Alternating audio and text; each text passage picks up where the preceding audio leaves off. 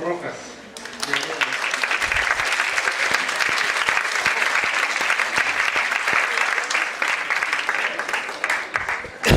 La maestra Paola Arevalo.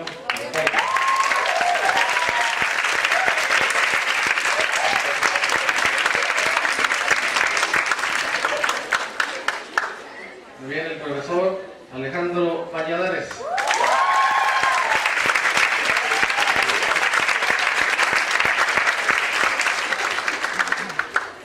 Y el maestro Rafael Betancourt Serna.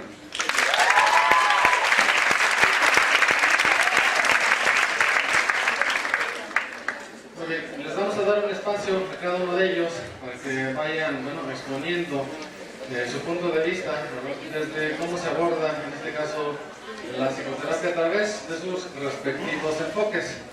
Entonces, pues bueno, les vamos a dar este momento para que ellos tengan como especie de monólogo, donde pues, bueno, van a exponer su experiencia y su punto de vista acerca de esto. Le voy a pedir entonces al maestro Alejandro Valladares que tome el primer turno de este conversatorio y pues adelante, maestro.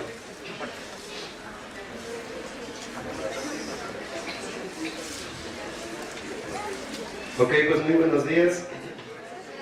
Más que es que esto sea una macroclase, creo que es una interacción en la cual todos los entre alumnos y maestros que nos dedicamos a la psicoterapia podemos aportar cómo lo trabajamos en el ámbito terapéutico, cada enfoque, y cómo a partir de esto podemos trasladarlo al aula de clases para una oportunidad de aprendizaje de cada uno de ustedes.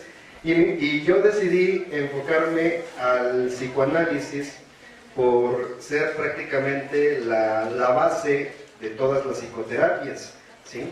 Creo que con algunos alumnos he comentado que si sabemos y comprendemos y hacemos una buena interpretación de este enfoque, todos los demás también pueden hacerse más sencillos y pueden obtener todavía un mayor enriquecimiento.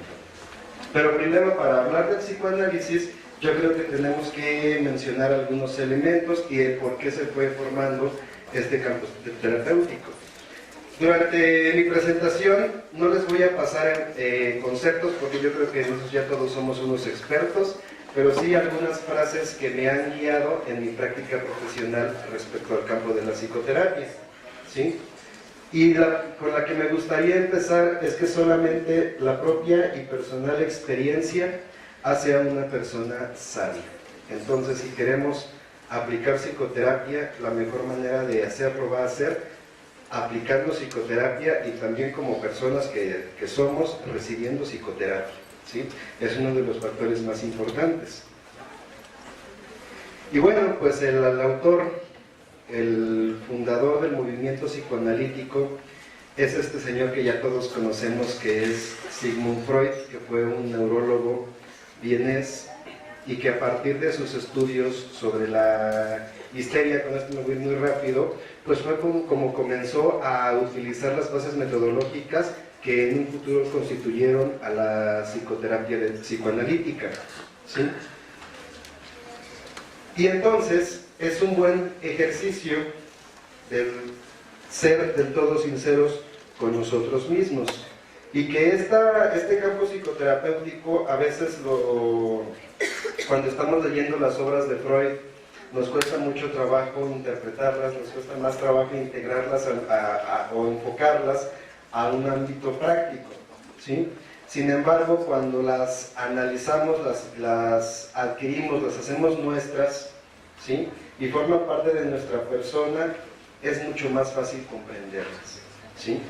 Creo que ahí viene la dificultad de que cuando estamos leyendo a Sigmund Freud es importante hacer una introspección, ¿sí? Respecto a cómo vivimos nuestra psique, todos nuestros fenómenos psicológicos, ¿sí? Para que a partir de nuestra propia interiorización podamos aplicarlo en nuestro campo profesional, ¿sí?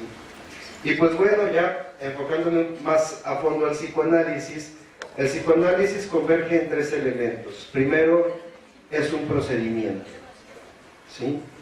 porque para que se lleve a cabo la práctica, ¿sí?, hay una serie de pasos y en el campo psicoterapéutico lo podemos ver con el análisis de la transferencia y de la contratransferencia, que ahorita lo voy a retomar más a fondo, pero también es una teoría que tiene toda una base epistemológica, toda una base bien sustentada respecto a qué pasa con nuestra mente. Y bueno, ya todos hemos hablado de las etapas del desarrollo psicosexual, ¿sí?, que forma parte de la teoría de Freud, la constitución de la psique con el ello, con el yo, el superyo, el consciente, el preconsciente y el inconsciente, ¿sí? Y tenemos demás apartados teóricos, ¿sí?, con los cuales simplemente podemos comprender qué está pasando con la mente, ¿sí? Pero muchas veces no basta con esto, tenemos que también aplicarlo y llevarlo a otros elementos, y entonces nos vamos también con que es un método, porque a partir de la teoría Sigmund Freud comenzó a trabajar un poco con la interpretación de los sueños, ¿sí?, empezó a trabajar con la asociación libre como un método ya analista dentro del ambiente terapéutico, que es el diván, y es la figura del terapeuta, y con la regla fundamental del psicoanálisis, que es que el terapeuta no hace ninguna intervención, ¿sí? Simplemente la persona va asociando y va expresando lo que va pasando por su mente, el terapeuta va interpretando y el paciente va haciendo consciente todos sus procesos inconscientes, ¿sí? Pero bueno, ya hablé mucho de teoría y como que esto no es el objetivo. Ahora sí me gustaría platicarles un poquito de cómo se ha llevado dentro de mi práctica profesional el psicoanálisis, y el elemento que se me hace más impactante y el cual me ha dejado un mayor enriquecimiento como profesional son los procesos de transferencia y de contratransferencia. Aquí tenemos una imagen. ¿Y qué ven ahí?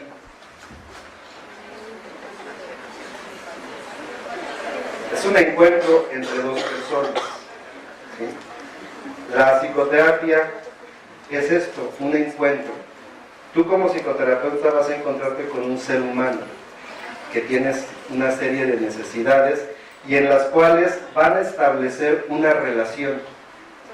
Y esta relación es fundamental porque cuando ocurre con el choque de dos elementos hay una transformación de ambos, en donde tu paciente va a entablar un tipo de relación contigo en donde te va a hacer depositario de ciertas necesidades, ¿sí?, que pueden ser en forma de pulsiones, que pueden ser en forma de emociones, ¿sí? También puede ser una fuente de resistencias o de mecanismos de defensa, pero precisamente esta transferencia le va a dar la oportunidad de transformarse. Pero también pasa algo con el terapeuta, ¿sí? Crea una contratransferencia hacia ese proceso que inició el paciente. Y seguramente esa persona con la cual estás interactuando y están llevando un proceso profesional, seguramente también te va a provocar la aparición de ciertas resistencias, mecanismos de defensa, pulsiones, necesidades, ¿sí?, que va a provocar que se cree todo un ambiente. Sin embargo, aquí viene una responsabilidad muy grande para todos los que estamos aquí, que a los que he tenido la oportunidad de darles clases les he repetido bastante. Es muy importante llevar a cabo un proceso personal, porque en todos los procesos terapéuticos que llevemos con las personas vamos a vivir esto, pero si no tengo la fuerza yoica, ¿sí?, si me toca un paciente que tiene un proceso parecido al mío y que yo no he trabajado, me va a impactar, ¿sí?, y va a provocar que a lo mejor pierda objetividad en mi proceso que estoy llevando a cabo con la persona, ¿sí? Puede provocar que a lo mejor esa transformación de potencia que se puede llevar a cabo se vea limitada, ¿sí? Por eso es tanta la responsabilidad que tenemos, porque estamos trabajando con personas. El médico trabaja con la salud de la gente, nosotros trabajamos con su salud mental, ¿sí? Con su bienestar. Y esa responsabilidad en sí ya es bastante grande y es un compromiso para que todo el tiempo estemos llevando todo un proceso de transformación, ¿sí? Por esto yo lo que puedo afirmar es que estos dos procesos son en los que en una sesión de psicoterapia es en los que hay que tener plena conciencia y atención, porque van a estar sucediendo ciertos fenómenos, ¿sí? Y después de la sesión es muy importante tomar en cuenta cómo te quedas y cómo estás tú para analizar ese proceso de transferencia, de con la transferencia y que pueda haber una transformación y que tu objetivo profesional tenga éxito, ¿sí? Y hay otro apartado, ¿sí? Bueno, antes aquí hay una frase que es que en todo ser humano hay deseos que no queremos comunicar, ¿sí? A los demás, y deseos que no queremos confesarnos a nosotros mismos, ¿sí? Me encantó esta frase porque refleja un poquito del elemento contratransferencial en el proceso terapéutico, ¿sí? Entonces lo más importante dentro de este campo protegido es ser muy conscientes con nosotros mismos y sincerarnos, ¿sí? Muy bien. Y el segundo elemento que más me llama la atención dentro de la psicoterapia son las resistencias y los mecanismos de defensa, ¿sí? Que podemos estarlos muy bien identificados.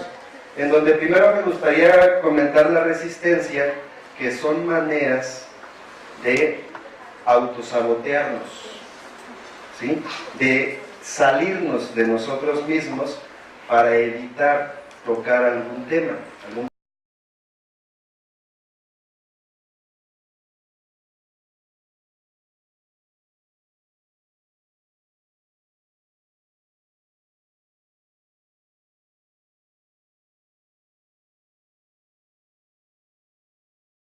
tema emocional, algún conflicto, algo.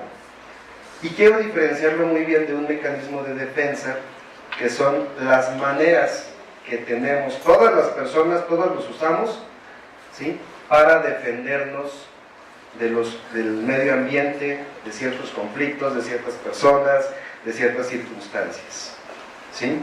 Pero que también en este proceso de transferencia y contratransferencia, estos aparecen en todo su esplendor por ambos, ¿sí? Y que en el paciente podemos darnos cuenta que, bueno, hay tres tipos de resistencias, que son las emocionales. Muchos pacientes lloran, pero no tocan la emoción, ¿sí? Hay quienes se bloquean emocionalmente y nada más no. Hay otros que son intelectuales, los que se las pasan racionalizando todo, ¿sí? Y luego tenemos las somáticas, que se transforman en síntomas. Y otra frase que no incluí aquí, perdón, fue de Sigmund Freud, que dice que lo que la mente calla, tu cuerpo lo va a parlotear hasta con la punta de los dedos. Entonces prácticamente todas estas reacciones de estos tres tipos van apareciendo en el proceso psicoterapéutico y respondemos también a ellos, porque también podemos manifestar ciertas resistencias, ¿sí?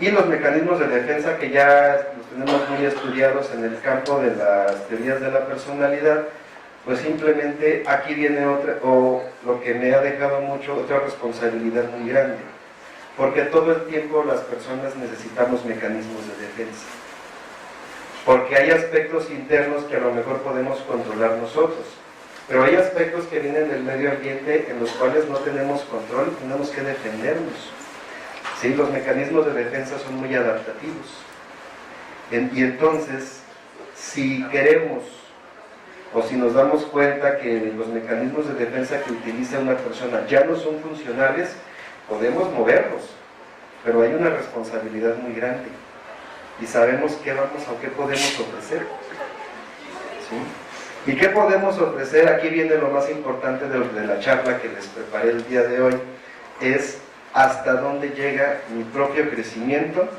para que yo pueda, en esa relación psicoterapéutica, motivar, ¿sí?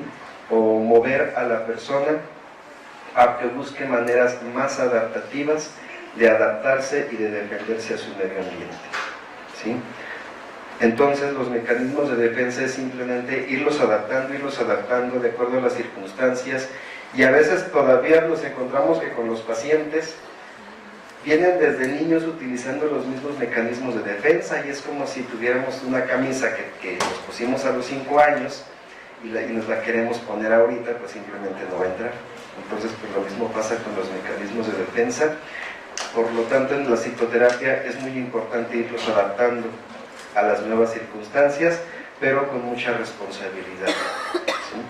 Porque si no tengo algo mejor que ofrecerle yo como psicoterapeuta persona, entonces sí viene una responsabilidad muy grande en la cual hay que tener mucho cuidado, ¿sí?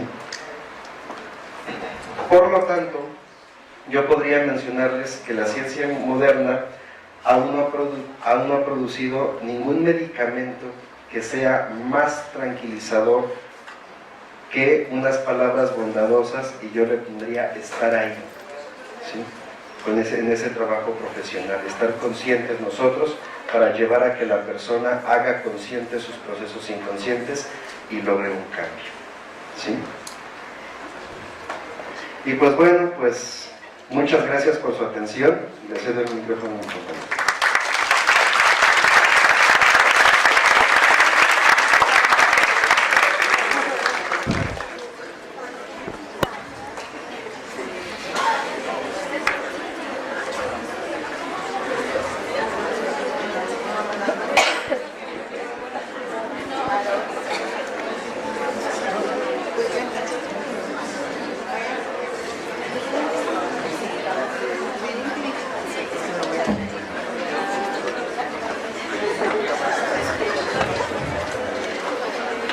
Muy bien, maestro. Muchas gracias.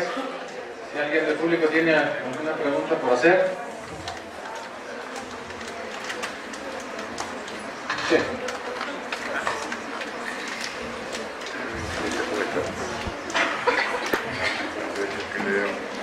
Mi duda siempre ha sido ¿por qué los procesos psicoanalíticos son tan largos? ¿De qué dependen que duran a veces 5 años, 2 años, etcétera? Lo que sucede es que la base del psicoanálisis, en su método, fue la asociación libre, donde el paciente va recorriendo todo lo que se le llegue a su mente y va haciendo procesos inconscientes que va trayendo a la conciencia. Pero aquí sucede algo: cuando logramos traer algo a la conciencia, pasa algo interesante, que llega otro conflicto, ¿sí? Que hay que ser consciente, y luego llega otro conflicto, y llega otro conflicto, a grado de que hay autores psicoanalistas que dicen que nunca acaba realmente un proceso psicoanalítico, ¿sí? Por esa cuestión se ha establecido que es un proceso muy largo, porque para las personas pues es un sinfín de situaciones que hay que resolver, y es por esta la cuestión que después surge el enfoque psicodinámico, que busca ser más breve que el tradicional y tener todavía una mayor objetivización de estos procesos.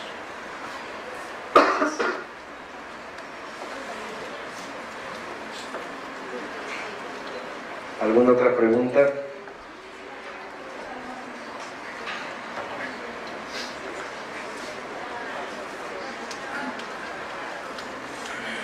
Parece que no. Muy bien. Gracias, maestro. A ti, gracias.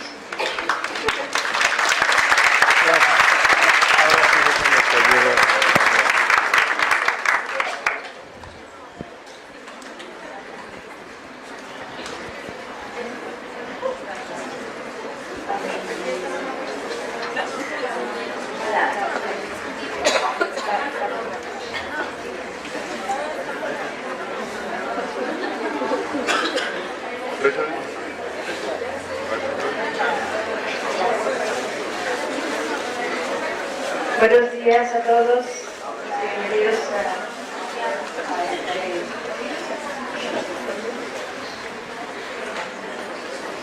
Bueno, a mí me toca hablar de la teoría que se pone en contrapartida al psicoanálisis, que viene a ser la terapia cognitivo-conductual. La TRE de inicio, terapia racional emotiva, que desarrolla Albert Ellis, y que posteriormente viene a ser terapia racional emotiva conductual, la propone en 1950 y posterior a Albert Ellis, Beck viene a desarrollar la teoría cognitiva per se en 1960. La terapia racional emotiva propone, a través de Albert Ellis, que el conflicto, como se centra particularmente no tanto en el pasado como ha hecho el psicoanálisis, por eso viene a ser una teoría de contrapartida, se centra más en el aquí y el ahora. Dice y sostiene a lo largo de toda su teoría que los conflictos que presenta la persona vienen a ser a través de lo que ha adquirido a través de las experiencias pasadas y conformado como esquemas mentales, y por lo tanto el conflicto se presenta en el aquí y el ahora a través de los pensamientos, por lo cual no es necesario hacer toda una revisión de una historia pasada, sino ver nada más algunos de los antecedentes que, vamos, en un momento dado predisponen a que los pensamientos, que le llama él irracionales y que conforman ciertas distorsiones cognitivas, son los que vienen a causar los malestares de la persona. Más adelante, en 1970, Mitchenbaum viene a proponer la terapia conductual y propone todo un proceso a través del cual lleva a cabo una inoculación al estrés, ¿sí? Utilizando toda una serie de estrategias para el manejo de la ansiedad particularmente. Y más adelante, en la tercera ola, tenemos diferentes propuestas de teorías que vienen a ser, por ejemplo, el mindfulness. No sé quiénes hayan escuchado sobre el mindfulness, me gustaría levantar la mano.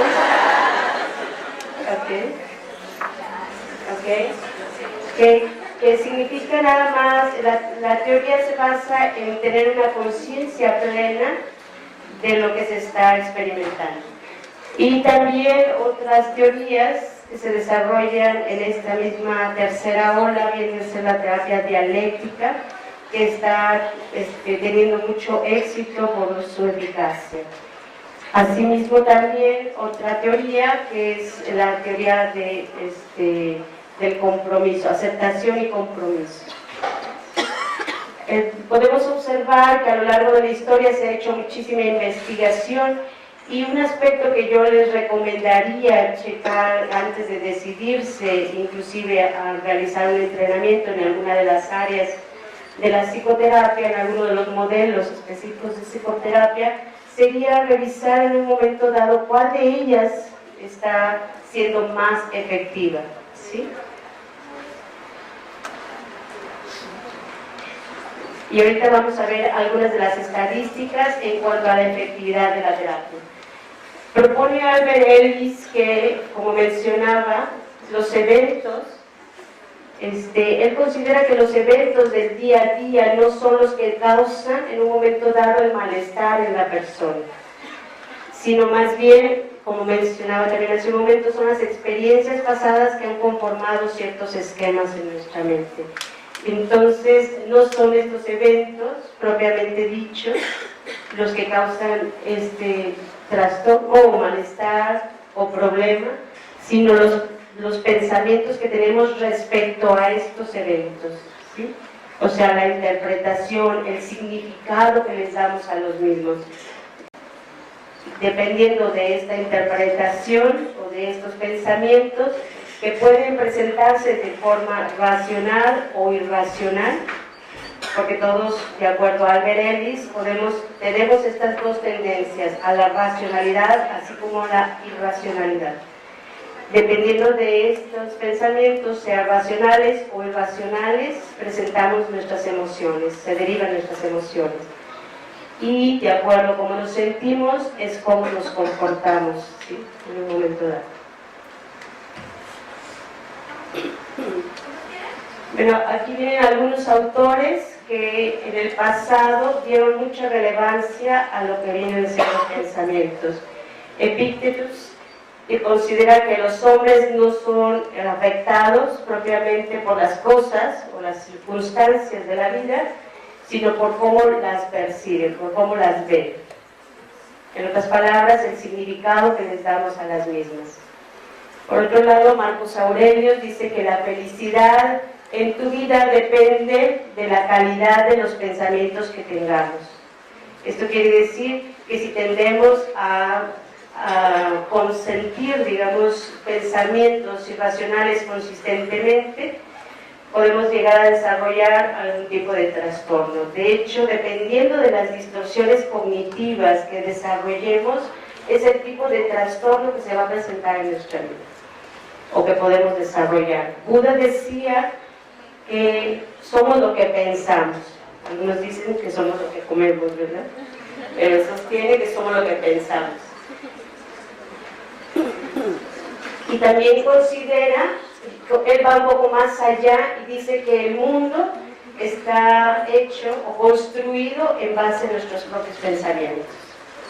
Shakespeare decía que no hay nada que sea bueno o malo, pero el pensamiento sí lo es, ¿sí? O sea, el pensamiento, como lo plantea Albert Ellis, puede tender a desarrollar distorsiones cognitivas o puede generarnos una vida de plena felicidad, ¿sí?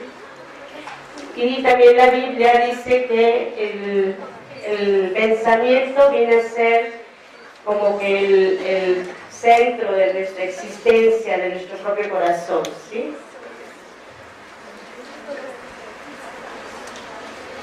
Aquí les pongo esta tabla que ya les comentaba con anticipación. Son nuestras experiencias pasadas en etapas tempranas de la vida, las que en un momento dado nos llevan a desarrollar los esquemas mentales que tenemos, a través de los cuales nos percibimos a nosotros mismos, a los demás y al mundo que nos rodea de la forma como lo hacemos.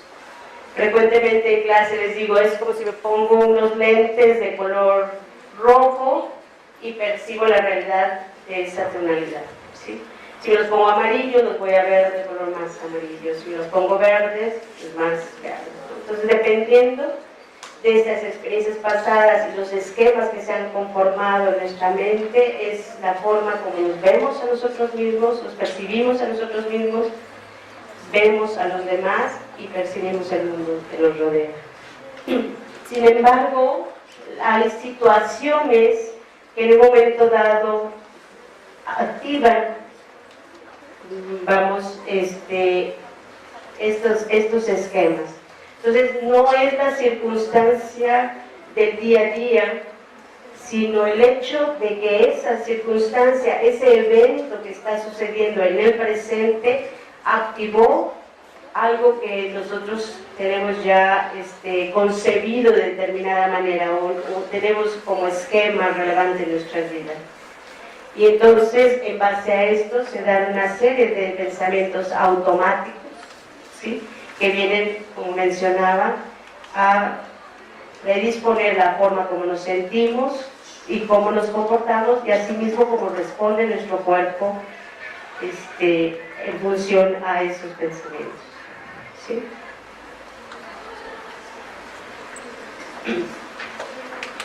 Bueno,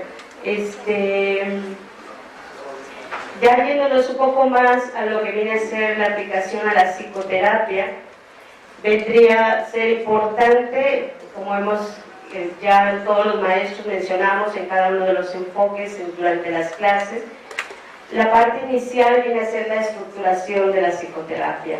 ¿Quién me pudiera decir qué significa estructurar la terapia? Ya por ahí lo hemos mencionado en algunas clases.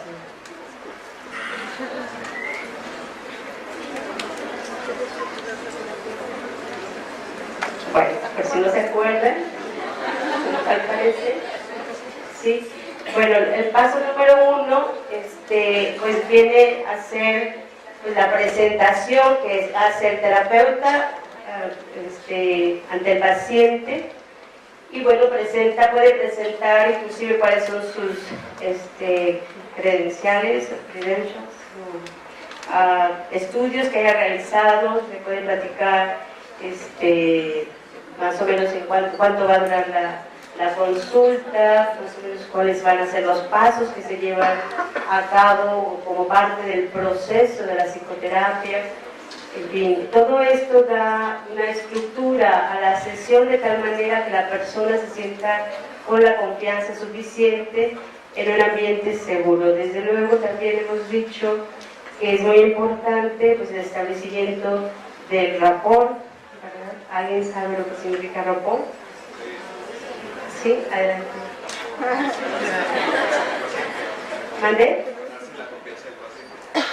Okay. ¿Y cómo llevamos a cabo eso? Es que hay varios métodos, puede ser a través de pláticas cotidianas, incluso el mismo problema, ya se hace sonido empático con él, o quizá, pues no sé, hablar de su día a día.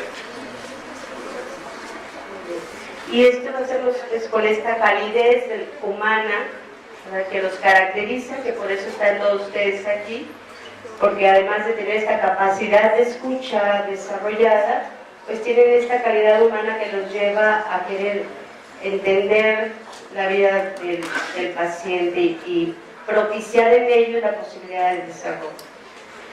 Este enfoque, pues es un enfoque que no es confrontativo, ¿verdad?, no interpreta como tal, como se lleva a cabo en el psicoanálisis, sino más bien se basa en una teoría colaborativa, ¿verdad?, en donde el trabajo de manera conjunta con el consultante pues lleva a alcanzar los objetivos terapéuticos. Esto quiere decir entonces que con la finalidad del trabajo conjunto, la finalidad propiamente sería que disminuyera o se sintiera aliviado en los síntomas que en un momento dado está presentando.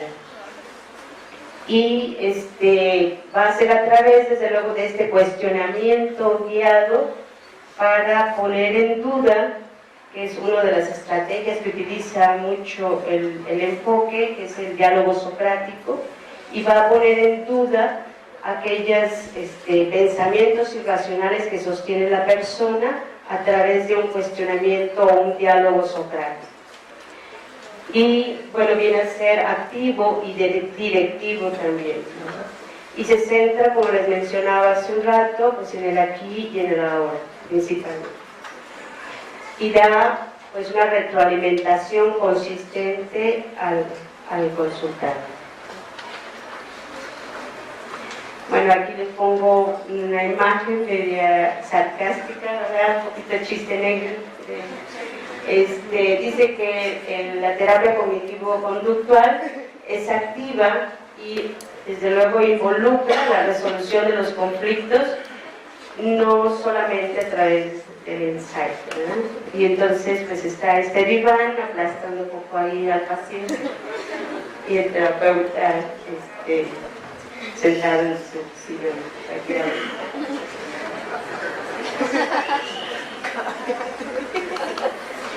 Y estas son algunas de las estadísticas que les mencionaba, que sí es muy importante que ustedes investiguen el porcentaje de efectividad del enfoque al que quisieran, en el que quisieran entrenarse y que quisieran utilizar como base en su trabajo terapéutico. De acuerdo a Butler, en la revisión en el 2006, por eso comento que hay que actualizarlo,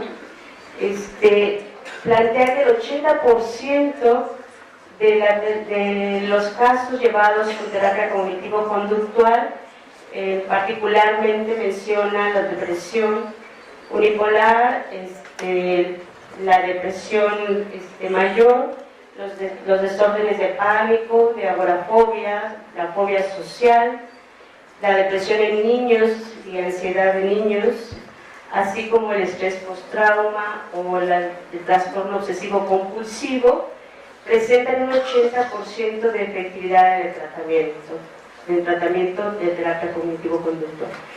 Aproximadamente un 72 a un 80% de problemas a nivel de matrimonio, así como problemas somáticos, trastornos somáticos en la infancia o como dolores crónicos. Igualmente, también en problemas de abuso de sustancias o trastornos alimenticios, de hipertensión, así como el síndrome del intestino irritable. Por otro lado, también se ha ido observando que ha tenido mucha efectividad, pero todavía no se tienen estadísticas muy claras del uso en pacientes con esquizofrenia. Perdón, maestra, restan 5 minutos para cerrar. Ok. Bueno, entonces, si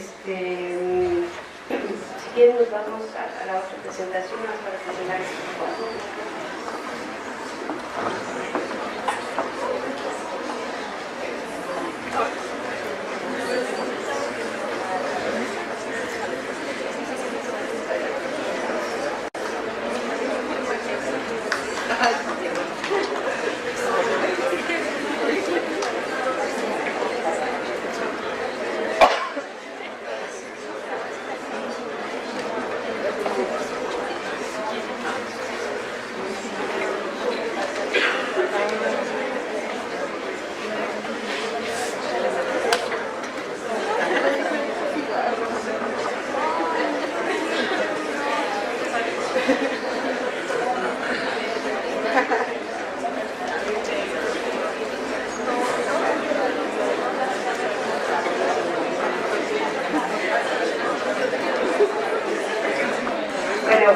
Queda muy poco tiempo, nada más ya ha aplicado el modelo basado en el enfoque en problemas, en solución de problemas, viene a valorar estos aspectos para realizar, digamos, el análisis de caso, que le llamamos un análisis conductual o de funcionalidad, análisis funcional, y retoma, por ejemplo, las variables distantes, variables antecedentes, las variables organísmicas, las variables de respuesta y las variables de consecuencias. Y bueno, aquí les presento un caso, ¿sí?, en donde les pongo el ejemplo de un problema, un trastorno de ansiedad social, en donde las variables distantes vienen a ser que el paciente ha sufrido de normas estrictas por parte del padre, ha tenido un rechazo social infantil desde etapas tempranas de la vida, desde nivel escolar, y por otro lado, en estas mismas variables distantes estaría como que el refuerzo de a través de diferentes experiencias de un comportamiento evasivo. Enseguida vemos las variables antecedentes, donde vienen a ser los aspectos que activaron estas experiencias pasadas, ¿sí?, o estos esquemas que se conformaron las experiencias pasadas. Y estas variables de antecedentes es que hablaron, este joven hablaba con los compañeros de trabajo en exceso porque se le propuso un ascenso en el trabajo y por lo tanto al retomar este puesto nuevo en el trabajo tuvo que verse obligado a hablar mucho más frecuentemente con sus compañeros que lo que hacía en el pasado. Y por otro lado también este mismo puesto conllevaba tener reuniones sociales mucho más frecuentes. Asimismo también reuniones con sus exalumnos, ¿verdad?, para hacer programas y desde luego empezar a desarrollar nuevos contactos a través de la empresa donde trabajaba. Las variables organísmicas, encontramos que había una sensibilidad extraordinaria a los estímulos, o sea, tenía miedo a estos estímulos de contacto social.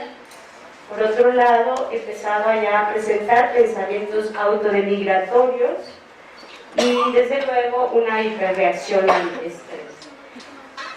Por lo tanto, pues, magnificaba todo tipo de sensaciones a nivel corporal.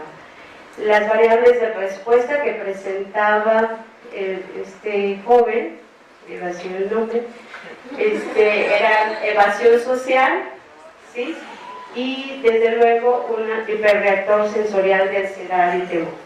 Y por último, las consecuencias, que es lo que en un momento dado los está limitando y es lo que los lleva particularmente a terapia, es que pues la búsqueda es, a través de la evasión social, pues se disminuye la ansiedad. Es como cuando hablamos del TOC, del trastorno obsesivo compulsivo, es la compulsión en sí la que disminuye la ansiedad del pensamiento obsesivo. Y entonces entre más se lleve a cabo en este caso la evasión, o en el TOC en un momento dado se lleve a cabo la compulsión, pues mucho más, se exacerba mucho más el trastorno. Entonces es ahí donde hay que hacer la intervención. Un aspecto que se me hace muy importante también mencionar es que la terapia cognitivo-conductual abarca el trabajo tanto a nivel emotivo como cognitivo y conductual a la vez. Y entonces, en el caso de este joven, a largo plazo las consecuencias que estaba sufriendo por el trastorno vendrían a ser que pues continuara desde luego con esta fobia social.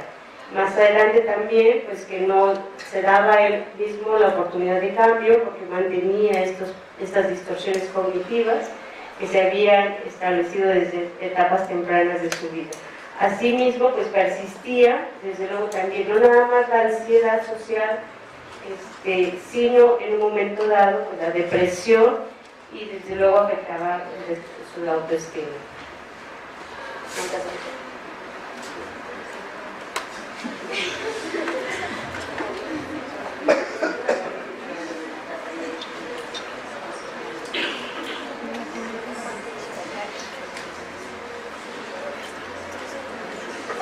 Además, por último, en esta última diapositiva, que le llamamos mapa de alcance de metas, pues se elaboran precisamente cuáles van a ser las metas en base a la detección del trastorno. Y en estas metas tendremos, por ejemplo, las estrategias potenciales de intervención, y esa es también otra ventaja de este tipo de enfoque, es que tiene una variedad muy amplia de estrategias, como mencionaba, tanto a nivel cognitivo como a nivel emotivo como a nivel conductual. Algunas de las estrategias sería la terapia de exposición, que tiene como finalidad, como objetivo de tratamiento, disminuir la sensibilidad a estímulos relacionados con el temor, en este caso social. ¿Sí? Otra estrategia de intervención sería el entrenamiento de relajación, que también va a trabajar con la misma sensibilidad, pero al mismo tiempo con esta reacción fisiológica al estrés.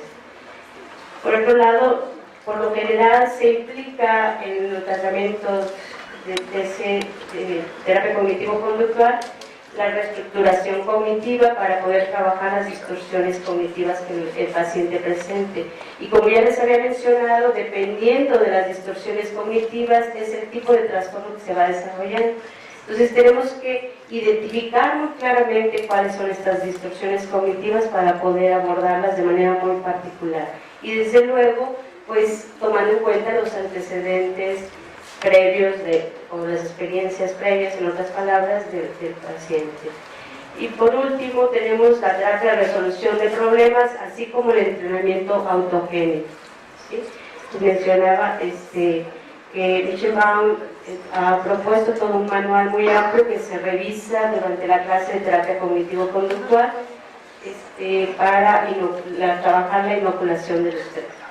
Y en cuanto a la terapia de resolución de problemas, pues la finalidad es también trabajar con los pensamientos autorregulatorios y el entrenamiento autogénico con todo el aspecto fisiológico que provoca el estrés. Los resultados o las metas de resultados finales serían reducir el comportamiento evasivo, desde luego, y reducir los síntomas de ansiedad y temor. No sé si tienen alguna duda. Eso es así como que muy rápido y a grosso modo. Nada más, ¿qué es autogénico? Lo aplicas.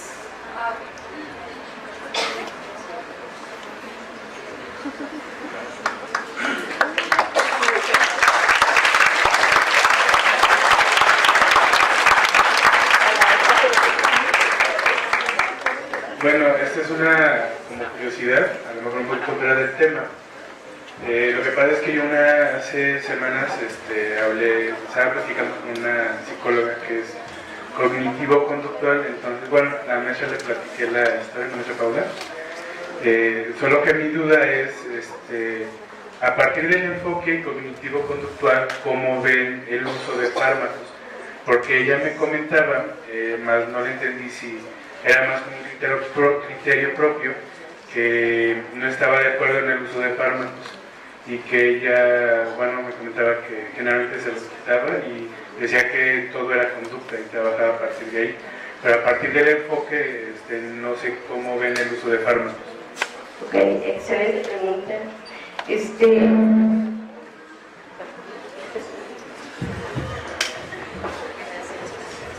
Bueno, en la clase, bueno, no creo que no fue en la de introducción a la psicoterapia, sino más bien de psicopatología, les hice el planteamiento de este dilema, ¿verdad? Les decía, skills or feels, ¿verdad? O sea, nos enfocamos a desarrollar las habilidades o nos inclinamos más al tratamiento farmacoterapéutico, ¿verdad? Y pues hubo una diversidad de opiniones al respecto. Yo en lo personal sí he visto la necesidad en algunos de los pacientes que he tenido de llevar en inicio, quiero subrayar inicio, un tratamiento farmacoterapéutico, sobre todo en casos de depresión mayor, trastorno depresivo mayor. Sí creo que en ocasiones es muy necesario, sin embargo, sí aliento a la persona a que desarrolle todas las habilidades que se trabajan en la terapia cognitivo-conductual, que realmente yo lo he observado muy eficaz, porque si bien es cierto no se va a la historia pasada, sí trabaja lo que te está afectando en el momento presente de esa historia, ¿verdad? Y sí he podido observar, y les comentaba también en clase, por ejemplo, que han pasado bastante rápidamente de utilizar el fármaco al inicio de la terapia, lo pasamos a un medicamento que proponen en Estados Unidos que se llama St. John Wort, que es un medicamento naturista. Se traduce muy feo, no me gusta, se traduce como hierba de San Juan. La pueden encontrar en lugares naturistas, en tiendas naturistas, y luego ya no dependen ni del medicamento ni del en algunos casos, ¿verdad? Que sean muy eficazmente trabajados. Pero sí reconozco que aquí, como ya veíamos en una ponencia que hizo un psiquiatra, que nos hizo el favor de venir gracias a la invitación de Paula, yo creo que hay un trabajo colaborativo, tanto del psiquiatra con el psicólogo, en casos que se requieran tratamiento farmacológico. No estoy muy a favor de ello, es mi postura, pero sí creo que en ocasiones es necesario. No sé si contesta la pregunta. Bueno, el comentario está a favor, pero ¿cómo trabajaría en un problema que sobre historia? Sí, por eso es muy importante, y lo hemos recalcado mucho en la clase de psicopatología de adultos. Lo primero que hay que hacer es descartar un problema orgánico, médico, biológico. Claro. Sí. ¿Alguna otra pregunta?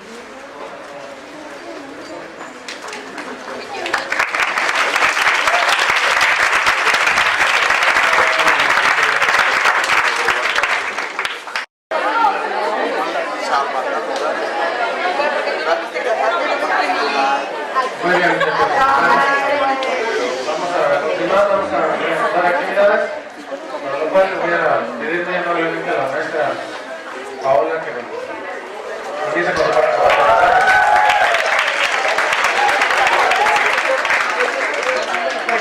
Después de un desayunito, nos regresamos al enfoque. Bueno, primero, pues voy a hablar desde el enfoque que más me gusta y de la manera en cómo la vivo. ¿Por qué digo cómo la vivo? Porque Fritz Perls decía que la terapia no solamente se vivía en el consultorio, que el enfoque gestal se hacía un modo de vida. Bueno, el enfoque gestáltico lo desarrolla la pareja Fritz Perls y Laura Perls, que era su esposa, un poco después de la Segunda Guerra Mundial. Dejaron atrás la teoría para convertirla en una terapia y después en un modo de vida. La corriente, el enfoque gestal viene de la corriente humanista. Surge después de surge después de la tercera fuerza, que va en contra del psicoanálisis y del conductismo. ¿Por qué? Porque los psicólogos en ese momento estaban hartos de que el psicoanálisis solo veía al ser humano desde la patología y al ser humano desde la persona que realizaba ciertas conductas, por lo que necesitan ver al ser humano desde la totalidad. Fritz Perls y Laura Perls toman del existencialismo, de la fenomenología, del Zen, del taoísmo y del budismo, todas las corrientes, y obviamente también, a pesar de que iban en contra del psicoanálisis, toman las bases del psicoanálisis, porque no se pueden dejar por debajo. Y la Gestalt lo que hace es sumar, que quiere decir que no elimina ni discrimina a ninguna corriente, sino que va a utilizar los mejores puntos que tienen diferentes corrientes para hacerlo dentro de la terapia. Bueno, ¿por qué humanista? Es la corriente que ve al ser humano desde el todo. Si recuerdan psicología, propia historia de la psicología, donde vieron psicología gestal, ¿qué significaba la gestal? ¿Recuerdan? Esa imagen que les ponen con una copa y un ser humano y una cara, figura fondo, ¿sí? Eso es lo que vamos a ver, es el concepto básico de la psicología de la Gestalt.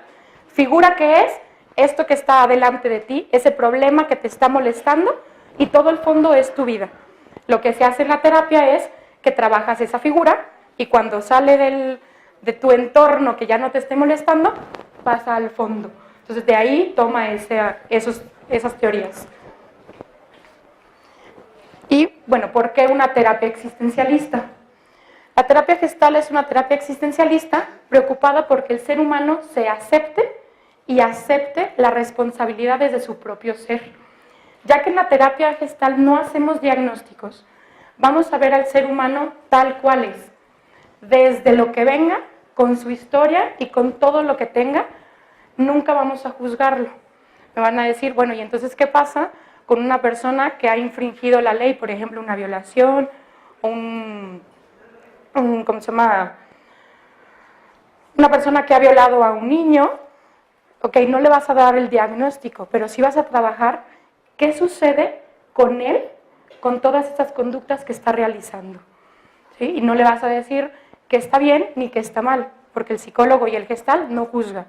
Y no hay ni bien ni mal, porque así has aprendido tú a vivir a través de la vida. Pero puedes reaprender, ¿sí? Y eso es la ventaja que tiene la gestal. El enfoque gestal se trata de un enfoque holístico, ya que percibe al ser humano desde su totalidad. Ahí les puso la imagen de las que le hablaba hace ratito. Dice, el todo es más que la suma de sus partes. No ve al ser humano fraccionado como cuerpo-mente, en el trabajo, en la familia, lo ve a todo, ¿sí? Y trabajamos desde el aquí y el ahora, pero cómo su vida ha sido influenciada hasta el día de hoy y cómo se comporta el día de hoy. En la terapia gestal es imprescindible la experiencia. ¿Qué quiere decir esto? El terapeuta tiene la oportunidad de hablar desde su vida, si esto va a ayudarle objetivamente al paciente.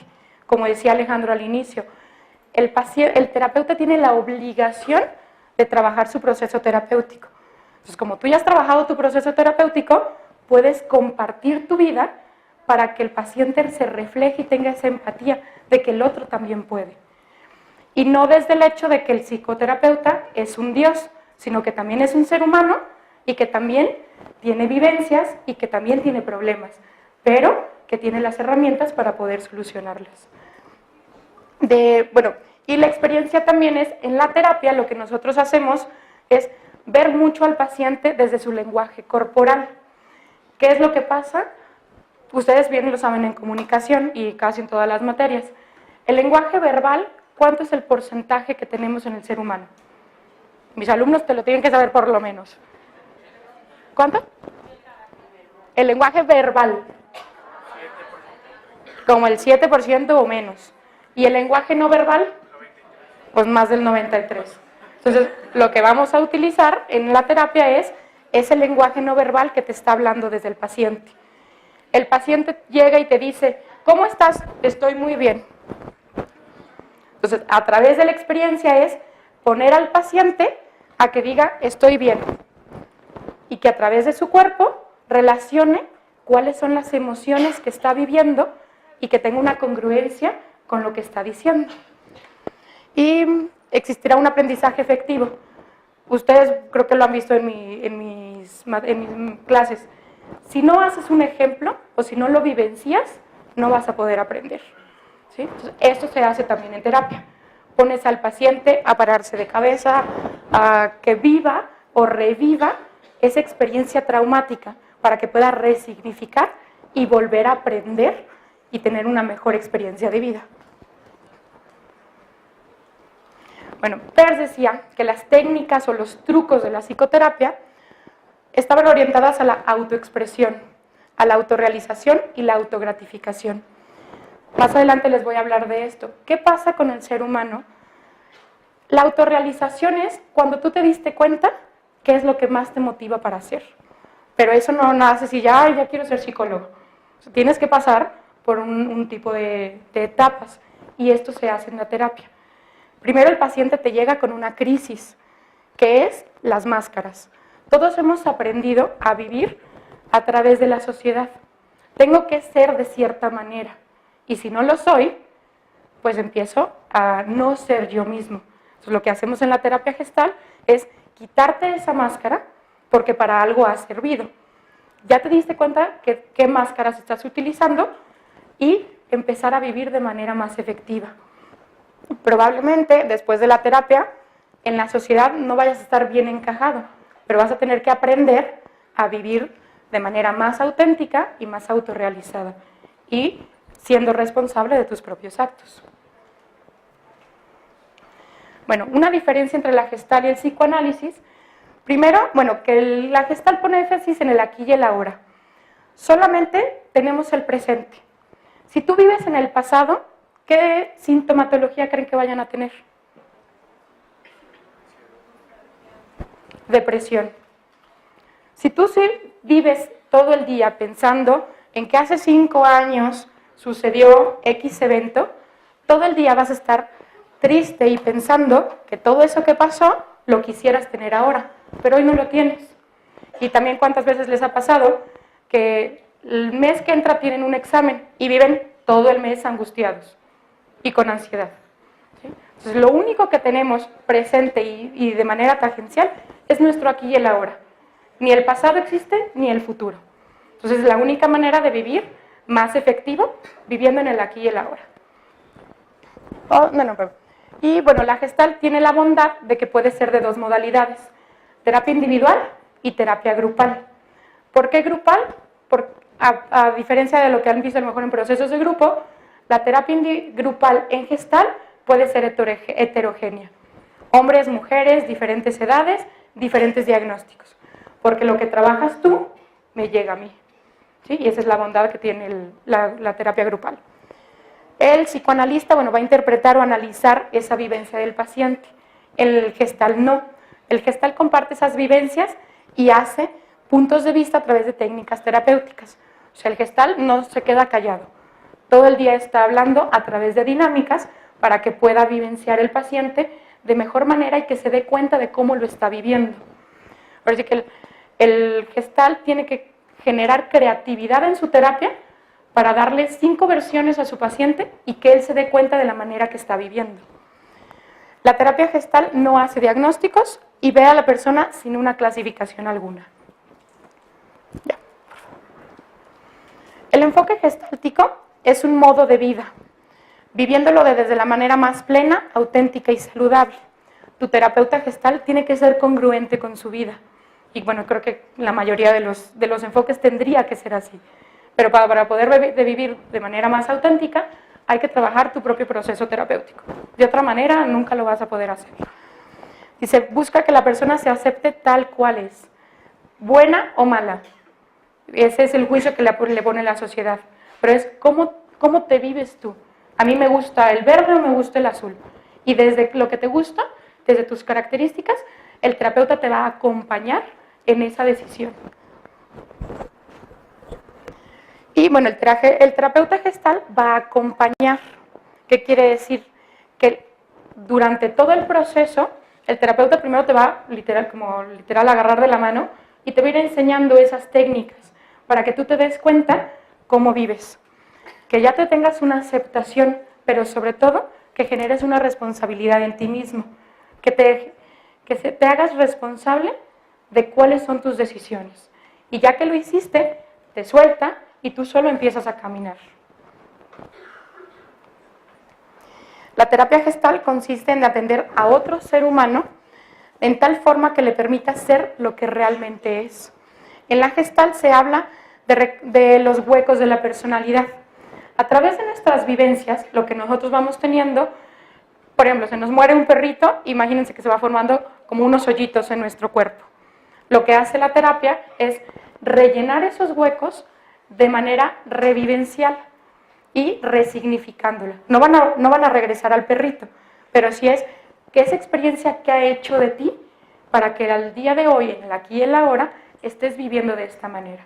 Y ahora puedas pintar una manera más efectiva para poder vivir. No les voy a hablar de todos los conceptos porque creo que los he mencionado un poco, pero los conceptos básicos de la terapia es el aquí y el ahora, la neurosis, que más adelante les voy a hablar, que no es conocida como en la psicopatología, los mecanismos de defensa, figura y fondo, un proceso de darse cuenta, que en psicoanálisis lo conocen como el insight. Entonces, me doy cuenta de que estoy viviendo de esta manera. Ciclo de la experiencia, responsabilidad, polaridad, que son esas máscaras que vamos viviendo, y asuntos inconclusos, que son los huecos de la personalidad que les dije. Okay. Bueno, enfatizamos en el observar la conducta del aquí y el ahora y generando la responsabilidad para podernos dar cuenta de cómo estamos viviendo. Okay. Les voy a hacer un ejercicio muy rápido. Les pido a todos que cierren los ojos. Van a respirar solamente por su nariz. Van a inhalar y exhalar. Te voy a pedir que trates de escuchar todos los sonidos que vienen desde afuera.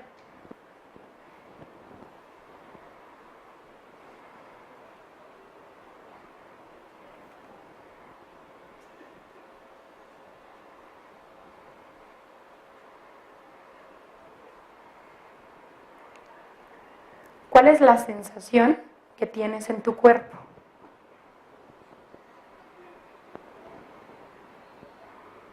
Frío, calor.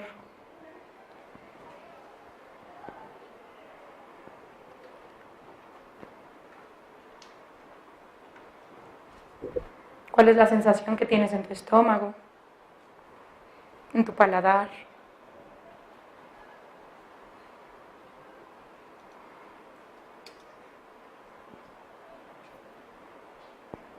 Eso es el aquí y el ahora. Y ahora para una pregunta que se queda para ustedes es, date cuenta si vinieron pensamientos, emociones o sensaciones a tu mente.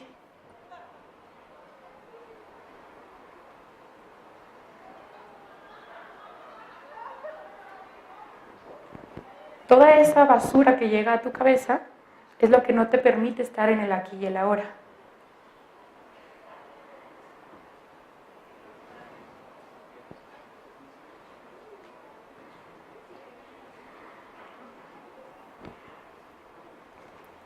Suavemente, abres tus ojos.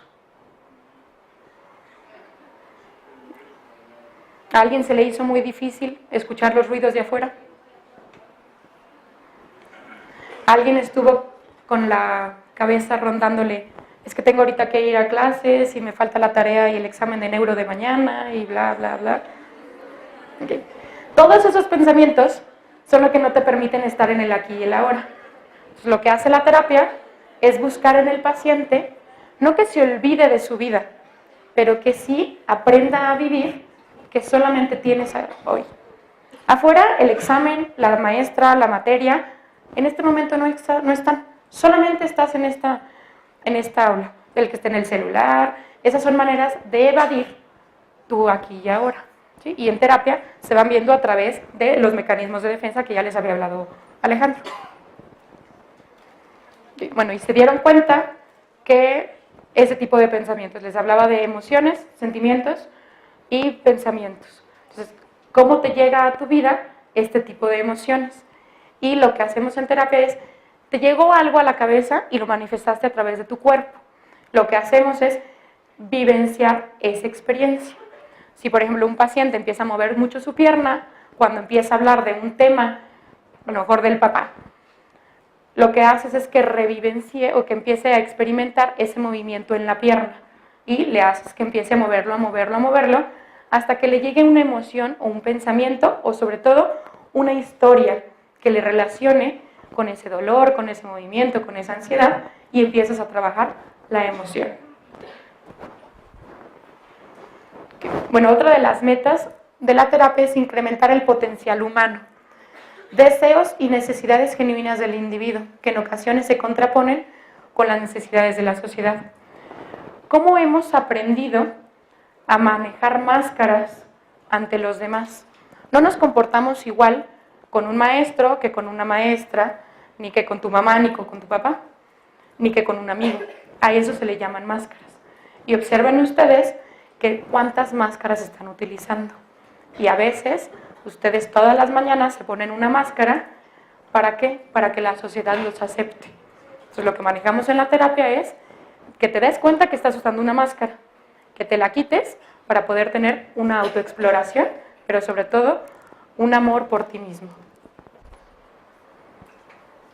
Y bueno, les menciono rápido la oración de la Gestalt para que cada quien es responsable de su propia vida. Que es yo soy yo, tú eres tú.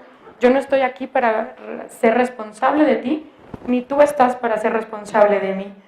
Si no puedo, si no entro en tu sociedad, no puedo remediarme, ya que falto de amor a mí mismo. Okay. Y la diferencia de la neurosis que vemos en psicopatología o en el DSM y de la Gestalt es que la neurosis es que pierdas esa conciencia, que dejes de vivir en el aquí y el ahora.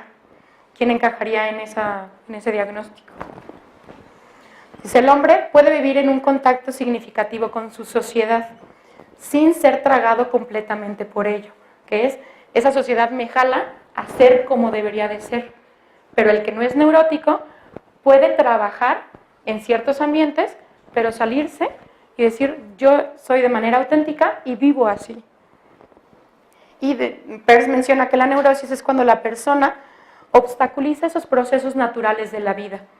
¿Cuántas veces hemos visto que tenemos un proceso de duelo y te niegas a aceptar lo que está pasando o cualquier cosa que haya sucedido? Y obstaculizas ese proceso, no te dejas avanzar por estar en el pasado o estar pensando en lo que va a suceder el año que entra. Y bueno, se conocen 5 estratos de la neurosis. El estrato falso es esa máscara que utilizamos ante los demás. El falso fóbico, que es estoy atemorizado y no quiero hacer nada. ¿Sí? Ante cualquier situación me enclaustro y dejo de moverme, dejo de sentir. El estrato del impasse es esos zombies. ¿Quién se ha convertido en un zombie a través del celular? A través del ir con la corriente para que no me diga nada el otro. El estrato implosivo, que es el que empieza como a querer moverse, pero está dentro de sí, está en una jaula. Y el estrato explosivo es el que deja la neurosis, que el que explotó y cambió a ser de manera auténtica. Peirce menciona que estos 5 pasos son importantes y van de uno al otro para que la persona pueda ser más auténtica y vivir de manera responsable. Ahí les puse esa imagen. Ese es el proceso de terapia en Gestalt. Aceptar primero que estás usando esas máscaras. ¿Para qué te han servido? Aquí nosotros no preguntamos ¿por qué has hecho esto? El por qué trae porquerías. El para qué trae experiencias. ¿Para qué te ha servido ser de esa manera? Para que vivas de una manera auténtica y libre de esa máscara. Adelante. Y bueno, aprender es descubrir que algo es posible. Les puse una frase que a mí me encanta que dice que la creatividad es la inteligencia jugando, la dijo Albert Einstein. O sea, en la terapia vas a reaprender a ser de una manera más auténtica. ¿Sí? Y bueno, ahí les puse mucha bibliografía y después se las voy a pasar con Rafa. Son todos los libros de Gestalt que puedan que pueden leer.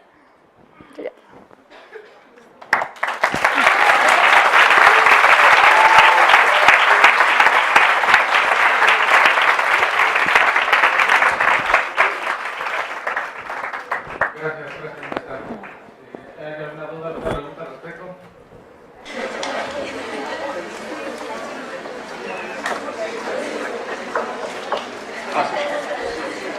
Bueno, me llamó mucho la atención que usted comentó que en el enfoque gestático no se realizan como diagnósticos y bueno, se me ocurrió pensar que es porque en este enfoque no se centraliza tanto como en algo patológico.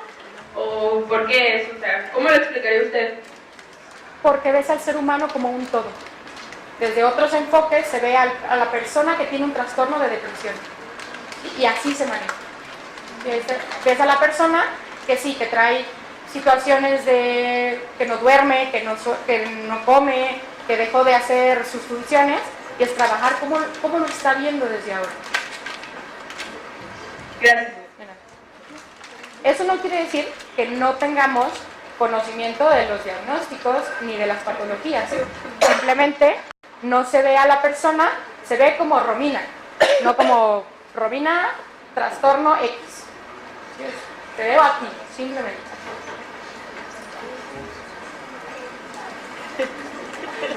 ¿Qué más?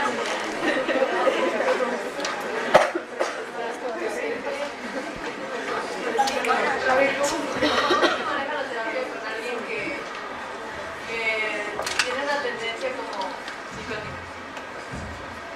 Mira, es que realmente, bueno, no me lo van a, no sé si a negar aquí, pero un paciente que es psicótico no va a terapia.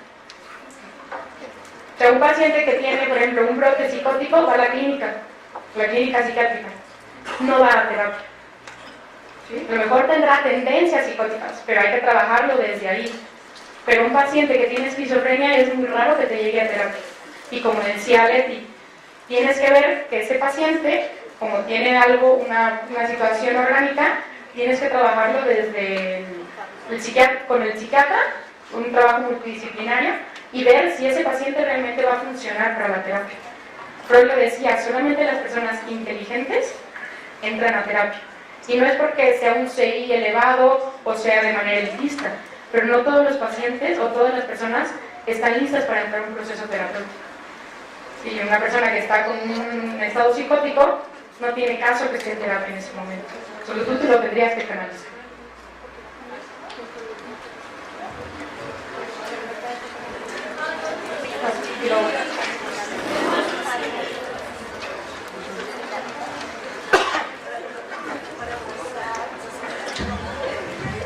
¿Cuál sería la diferencia entre el rol y lo que mencionaba las máscaras? Porque creo que se puede llegar como a confundir un rol con lo que mencionaba de una identidad falsa.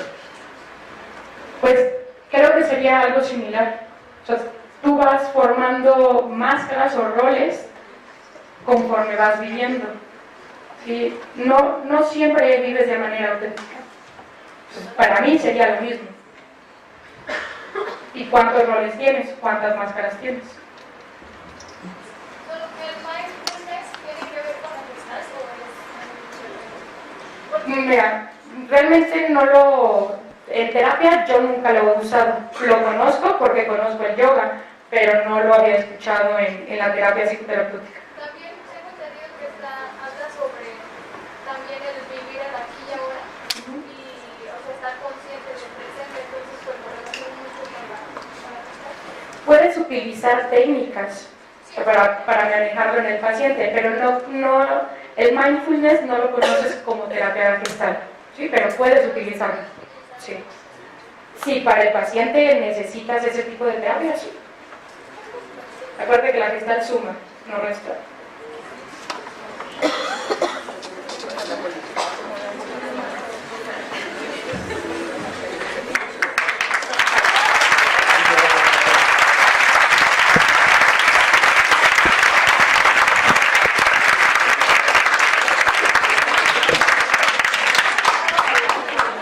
Gracias por su participación. Continuamos en este foro, en este conversatorio.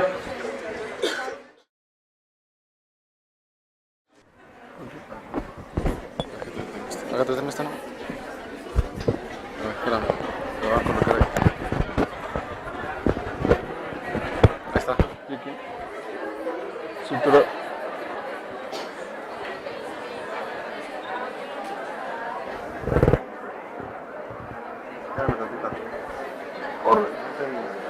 Una rifa.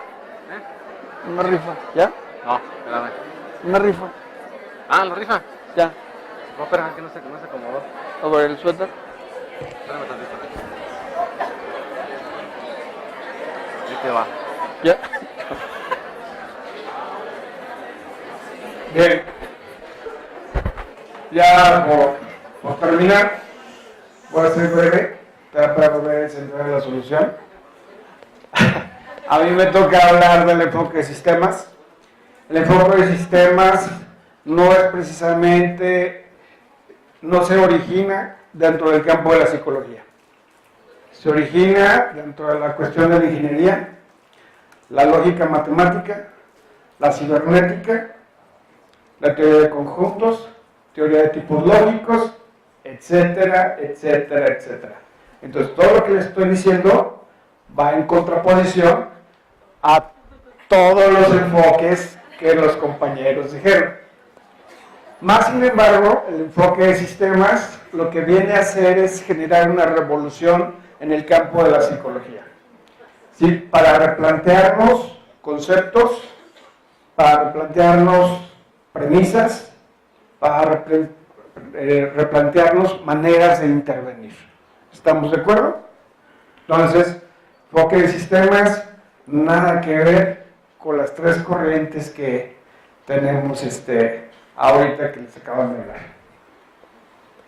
Y como la terapia es tan breve, tan breve, tan breve, nada más los voy a ubicar en el contexto, a lo que yo me dedico o lo que hago en mi práctica. Es un modelo terapéutico desarrollado por el Centro de Terapia Familiar de Milwaukee, Estados Unidos, en los años 70. Específicamente bajo la dirección de Steve Chasser, Inso Kimber, y es un modelo y es un movimiento sistémico. Recibe influencias de Gregory Bateson, Fritz, Milton H. Erickson y Paul Watzlawick, del Palo Alto, California. La parte que está en verde es a lo que yo entro, que es tan breve, que en un momento determinado vamos a hacer algún ejercicio. Milton H. Erickson es un hipnoterapeuta. Esta persona tenía la facilidad y el poder de hacer entrar en trance a cualquier persona que llegara a su consultorio, y con solo el hecho de eso, observarla en la primera sesión, sabía qué era lo que tenía que hacer y cómo intervenir. Así de increíble. ¿Sí? Entonces, muchas de las situaciones que se ven dentro del enfoque de sistemas es que al individuo se le ve como un todo. Vamos a la siguiente. Es una...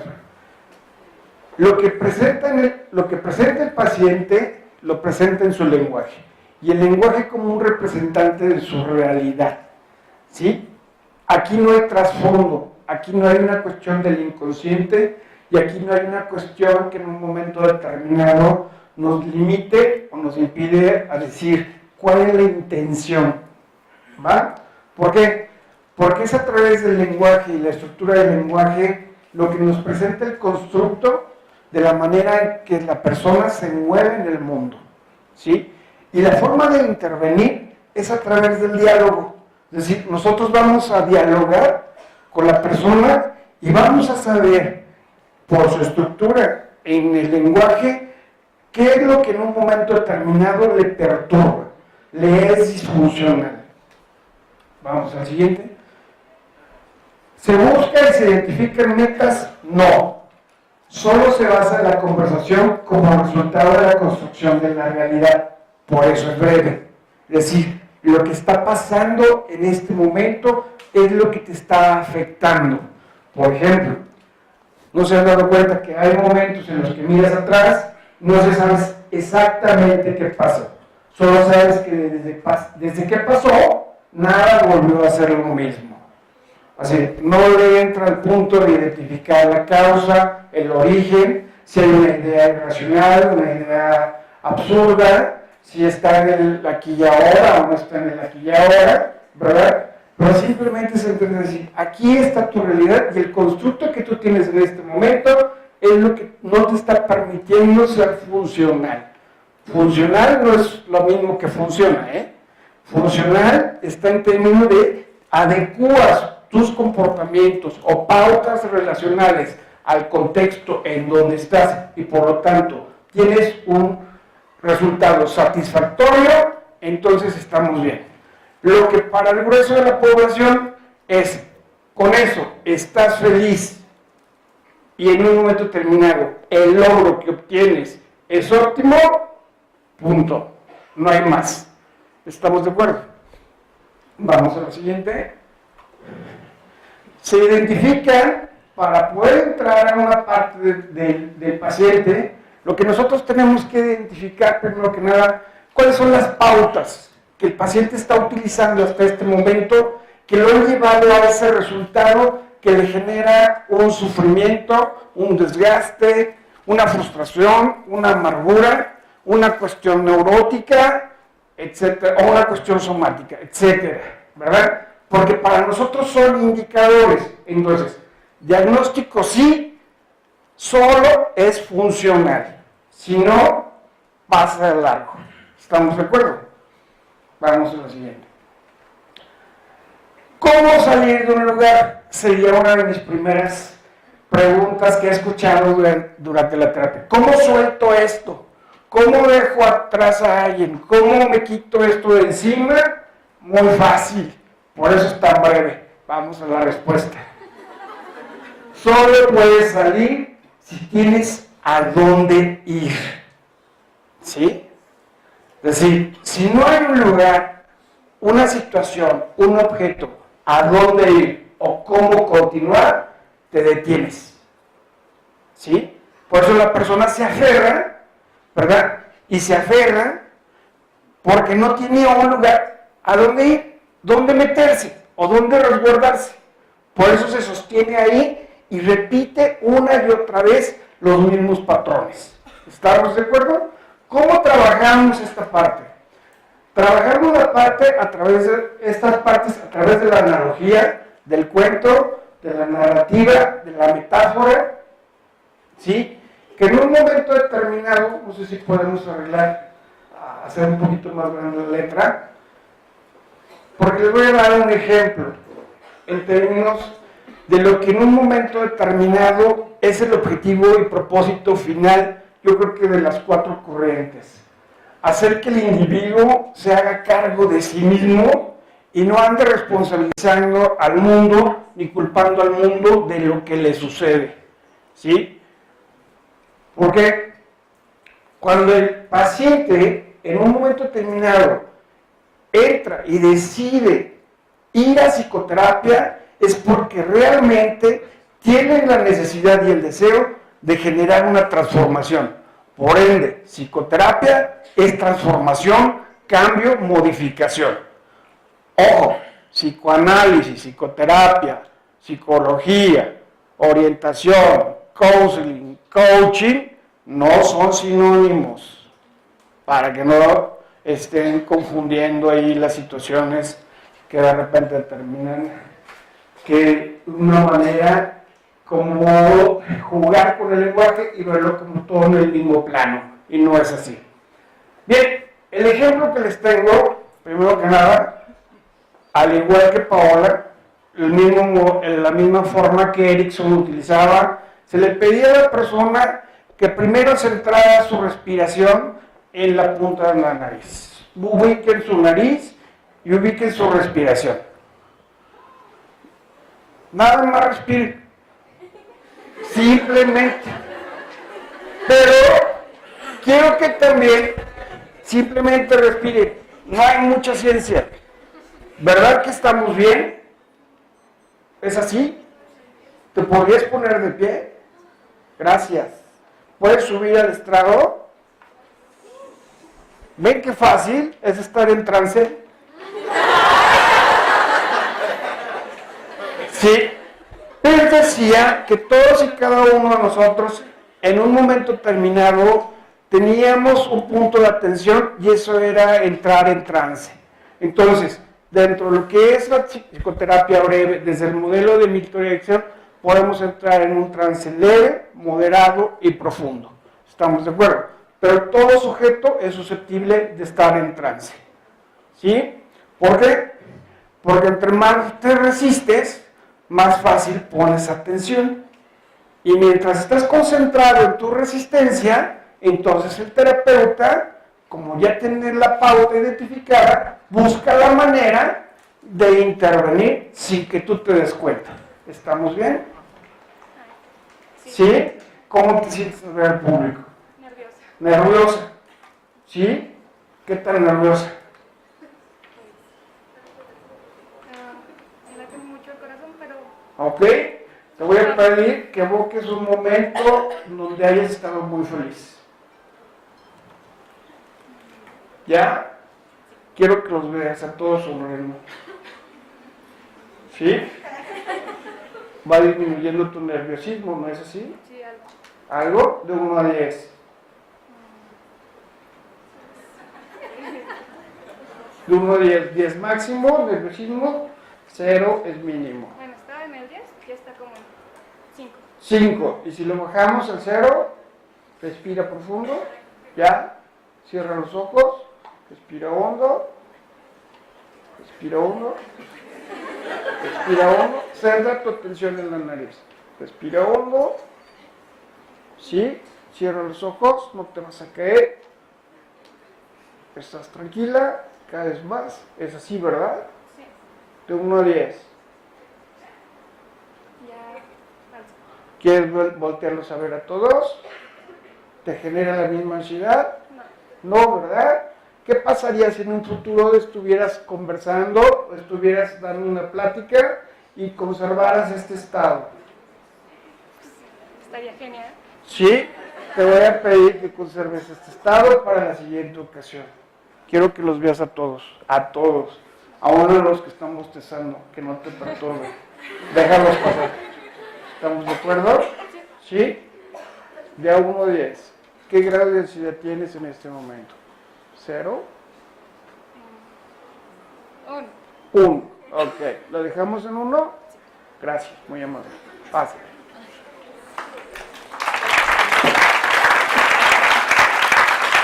¿Qué es lo que vas observando?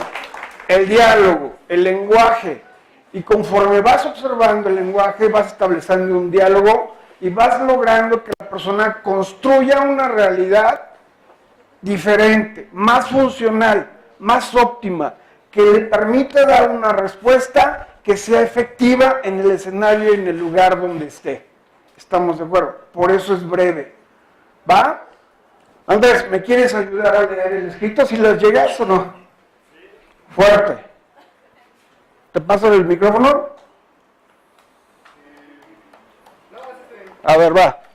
No es no. Hay una manera de decirlo.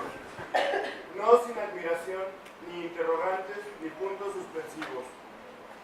No se dice de una sola manera. No se dice de una sola manera. No dice que es rápido, monocorde, sobrio y escueto. No se dice una sola vez.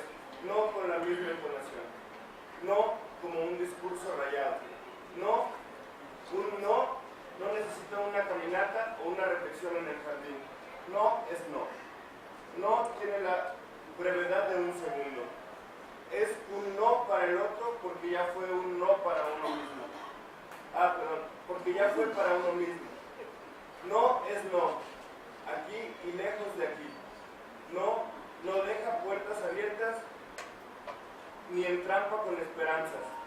Ni puede dejar de ser no, aunque el otro y el mundo se pongan patas arriba. No es el último acto de dignidad. Perdón. ¿Sí?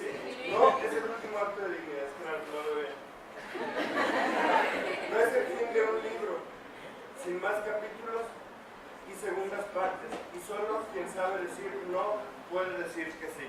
Ok, ¿qué les deja este breve relato? ¿Qué les deja? No, ¿verdad? No, ¿verdad? ¿De qué manera les impacta el no? Ok, con eso es más que suficiente. ¿Sí? Obviamente el propósito es que el paciente sepa decir sí y sepa decir no con una sola vez. ¿Sí? Y que no esté en ese ensayo y en esa repetición y en esa demostración de la toma de decisión que va a hacer en su vida. Es sí, no y no lo sé. A través del diálogo. ¿Sí? Porque eso le va a permitir generar mejores pautas de construcción de una realidad en donde él va a ser óptimo y el objetivo final, y yo creo que es de los 4 enfoques, ser feliz. Es el indicador principal, ser feliz. Como fui breve, como modelo breve, yo ya he terminado. ¿Alguna pregunta? No, perfecto, quedó más que claro.